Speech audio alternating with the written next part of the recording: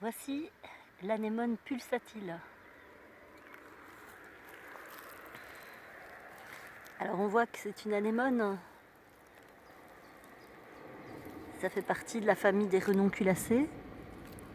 Dans cette famille, on a à l'intérieur de la fleur énormément d'étamines. Toutes ces petites boules jaunes, ce sont les étamines. Une des caractéristiques de la famille des renonculacées.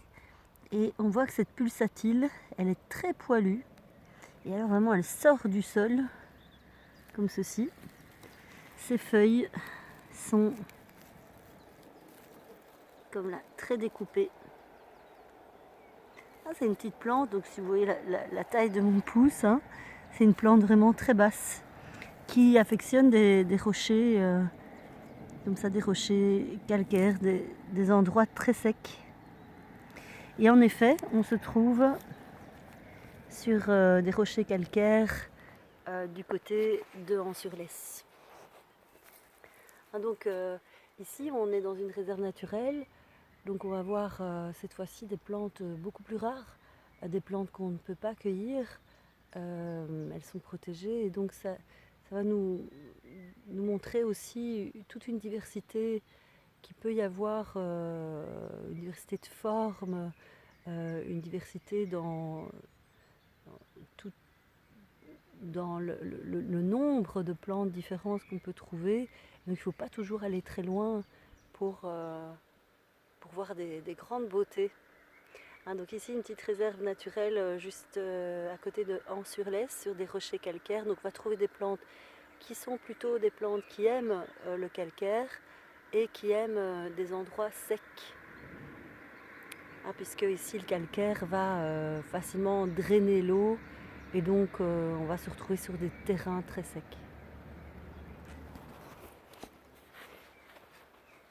Donc après l'anémone pulsatile qui sort ici, on est vraiment on est dans le début du mois d'avril. Après ici on va trouver d'autres espèces qui sont plutôt des espèces thermophiles comme celle-ci, qui est moins rare, qu'on va retrouver sur des talus secs. Celle-ci s'appelle Echium vulgare, c'est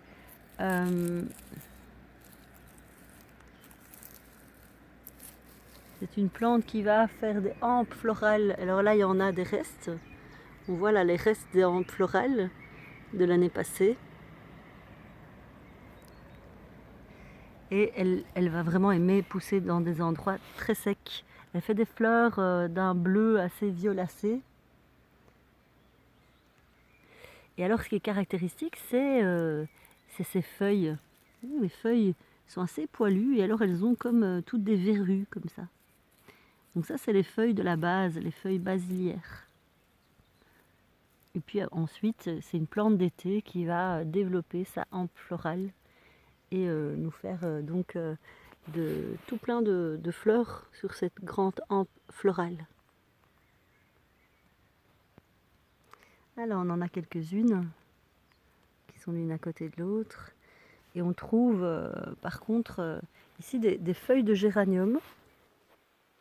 Donc chez les géraniums, chez les géraniacées, on a deux grands groupes. On a les érodiums qui ont plutôt des feuilles qui sont pennées, donc comme des plumes, et puis des géraniums qui ont des feuilles palmées comme ça. Les feuilles palmées, donc c'est comme les doigts de la main, c'est-à-dire que les nervures de la feuille partent toutes d'un point central ici et vers les côtés, donc comme des doigts. Donc ça c'est un géranium, mais c'est un géranium qui n'est pas courant, qu'on va retrouver sur le calcaire. Il a, donc on voit qu'il est bien découpé, il a des dents, mais ses dents ne sont pas aiguës, ce sont des dents qui sont obtuses, donc qui sont relativement arrondies. Et c'est un géranium donc, qui va pousser vraiment sur le calcaire, c'est le géranium sanguin, le géranium sanguineum. Il a des fleurs, on va dire, un peu plus grosses que les autres géraniums Et ce sera uniquement sur des zones calcaires qu'on va le retrouver, en tout cas en Belgique. Alors juste à côté de ce géranium, on trouve une petite plante ici. On pourrait penser que c'est une petite aromatique, mais si on va voir un peu plus près, un peu plus en détail cette plante, elle est encore un peu petite pour qu'on voit vraiment bien. Mais en fait, elle n'a pas la tige carrée des lamiacées, donc de toutes ces plantes aromatiques. Elle a par contre des feuilles opposées, on le voit ici. Ah, et ça, c'est ce qu'on va trouver dans une famille qui est la famille des Scrofulariacées. Mais on pourrait aussi avoir des feuilles alternes, donc c'est pas quelque chose de complètement absolu. Et puis c'est une famille où on met un peu toutes les plantes, quoi. Il n'y a pas de grandes caractéristiques, si ce n'est que les fruits de ces plantes sont des capsules. Ici on voit bien on voit bien ses nervures, c'est une plante fort poilue. Et comme on est sur le calcaire, ah, ça c'est la digitale jaune. Donc il existe la digitale rouge, qui elle est plutôt acidophile, qui va aimer pousser dans des terrains acides. Donc très différent de ces terrains-ci. Et celle-ci, la digitale jaune, qui aime particulièrement les endroits calcaires, les endroits thermophiles, donc les endroits où il fait chaud. Et le calcaire, comme il draine bien l'eau, on connaît les cavités, hein, les grottes, les cavités, eh bien les plantes qui aiment les milieux secs vont apprécier aussi de pousser sur le calcaire. C'est pas toujours le cas, hein, mais en tout cas si elles sont thermophiles, elles peuvent tout à fait bien aimer le calcaire. Donc ici c'est Digitalis lutea, donc la digitale jaune. Alors juste ici à côté, ouais, donc je fais pas beaucoup je vais pas loin, hein, je bouge à peine. Et il y a déjà autre chose. Donc on est vraiment sur un tout petit endroit et il y a déjà plein de choses. Encore une autre plante qui affectionne le calcaire. Cette petite plante-ci, on voit qu'elle a encore un autre dessin de ses feuilles, hein. Elle a des feuilles qui sont dentées, mais de nouveau avec des dents qui sont rondes. Les feuilles sont plus petites, les feuilles sont poilues. Alors je ne sais pas le montrer sur la vidéo ici, mais elle a une tige carrée.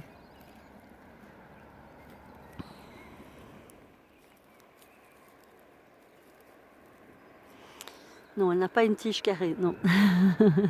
Donc des fois, voilà, petite erreur. Elle n'a pas de tige carrée.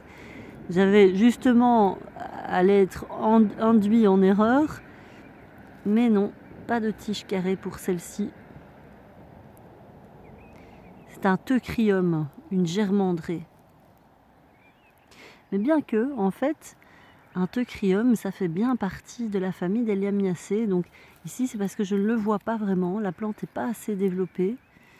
Mais les teucriums, et je ne vais pas la cueillir, c'est des plantes rares, donc je ne les cueille pas. Les teucriums donc, font partie des Lamiacées, donc elles doivent avoir une tige carrée. C'est le cas de toutes les Lamiacées. Teucrium chamaedris, la germandrée à feuilles de chêne. Et si on regarde bien, effectivement, ça a une petite ressemblance avec des feuilles de chêne.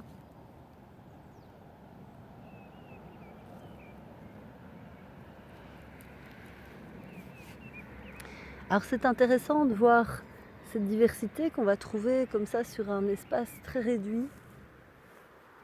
Parce que ces espaces très réduits, ces zones naturelles, hein, sont vraiment des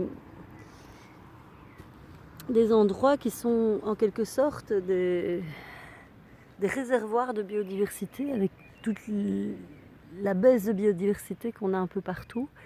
Ces petits endroits qu'on maintient, qu'on protège, ce sont des réservoirs biodiversité où il y a encore un nombre incroyable de plantes. Vous voyez, je fais vraiment très peu de pas Et je suis ici déjà sur un autre type de plante, vraiment très différent. On est encore chez une lamiacée.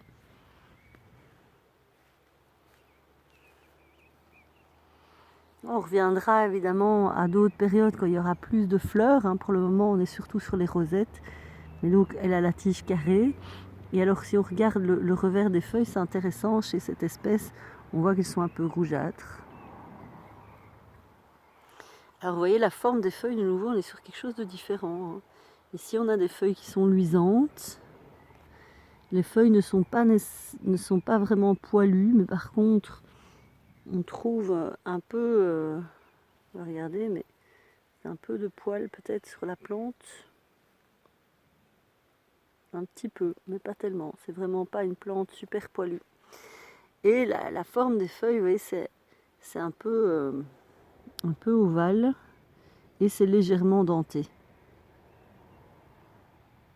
Les feuilles sont opposées. Ça, c'est comme chez toutes les lamiacées.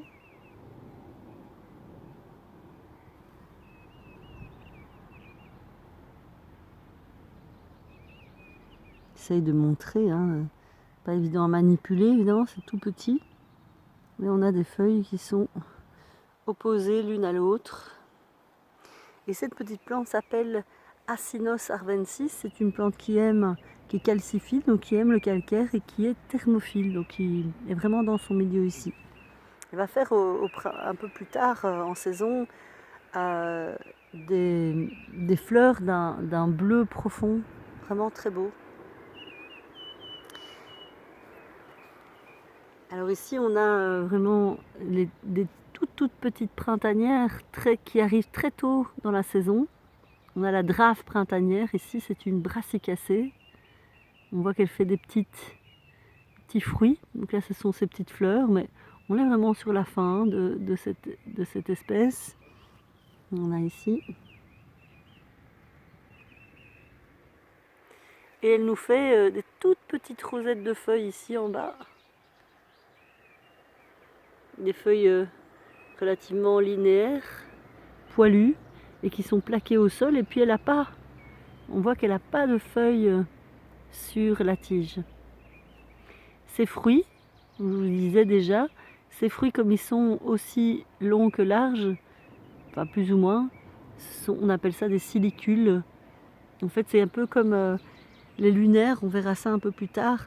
Les lunaires, ce sont des brassicacées qu'on utilise en bouquet séché, parce que quand le fruit ici est vraiment à maturité, les parois tombent et il reste la fausse cloison qui est un peu translucide et qui donne vraiment un rendu très, très joli pour des bouquets secs. Et donc c'est le cas de tous les fruits des brassicacées. Elles ont toujours ça. Si on prend le colza, si on prend le cresson, la roquette, tout ça, ils ont tous ce type de fruits avec cette fausse cloison qui est présente. Alors on va aller vers juste quelques dernières plantes avant de terminer cette vidéo, même s'il en reste tout plein. Ici, j'ai vraiment pas fait grand chose comme chemin. On voit une plante qui est en fleurs. De nouveau à l'intérieur, beaucoup d'étamines et aussi beaucoup de pistils, ceux qui sont au centre. On voit qu'elle a 5 pétales, qui sont un peu découpés. On voit qu'elle est avec en dessous des pétales comme ça, un beau calice. Il y a même présence d'un calicule, donc c'est un deuxième calice. Ça, ce sont ses feuilles. Elles forment des coussins comme ça, des tapis. C'est une thermophile, c'est une calciphile. Donc elle aime la chaleur, elle aime le calcaire. Elle nous fait des feuilles comme ça, qui sont palmées aussi. Et ce n'est pas un géranium. Donc ici, on est plutôt dans la famille des rosacées. Et c'est une petite potentie, c'est la potentie printanière. Donc elle est déjà en fleurs depuis un moment. Mais on voit ici qu'il y a plein de boutons floraux, donc il y a encore beaucoup de fleurs qui vont arriver. Elle est un peu tardive cette année en fait. Elle peut fleurir beaucoup plus tôt. Et je vais me déplacer vers une plante que j'ai déjà montrée dans un pot là, quand j'ai fait la précédente vidéo. Et qu'ici elle est dans son milieu naturel. Ça vaut la peine de la montrer. Donc c'est une plante aussi calciphile. Cette petite brassicacée, vous avez montré avec les feuilles qui sont des feuilles très embrassantes avec des oreillettes. La plante, elle est d'un vert un peu glauque, c'est-à-dire que ce n'est pas un vert très franc, c'est plutôt un vert un peu bleuté. Et puis elle fait donc des silicules, voilà, ces petits fruits ici, qui, on voit qu'il y a une ligne au milieu. Ouais, donc ça c'est la fausse cloison. Quand le fruit va être mûr, les deux côtés vont tomber et il va rester cette fausse cloison. Donc c'est une petite brassicacée, donc famille du chou. Ouais, les familles, si on coupe la plante et qu'on sent, elle va dégager une odeur de chou. Et donc ça c'est son milieu, c'est Thlaspis perfoliatum ou Nocea perfoliata. C'est le tabouret perfolié, qui est une plante qui aime être dans ce type d'endroit sec, calcaire. On en a là-bas une belle floraison de toutes ces tabourets perfoliés, avec à côté ici aussi une plante qu'on a vue dans une précédente vidéo, donc c'est le Sedum rupestre, Sedum reflexum aussi, l'orpin réfléchi, qui a le bout des feuilles très charnues, le bout des feuilles très pointu. Et donc lui cet orpin, il n'est pas lié spécialement au calcaire, il peut se retrouver sur des endroits schisteux, plus acides, mais par contre il est thermophile. Donc et voilà, ici il est dans son élément. Voilà, on va terminer cette vidéo par un point de vue sur le soleil et la beauté du paysage.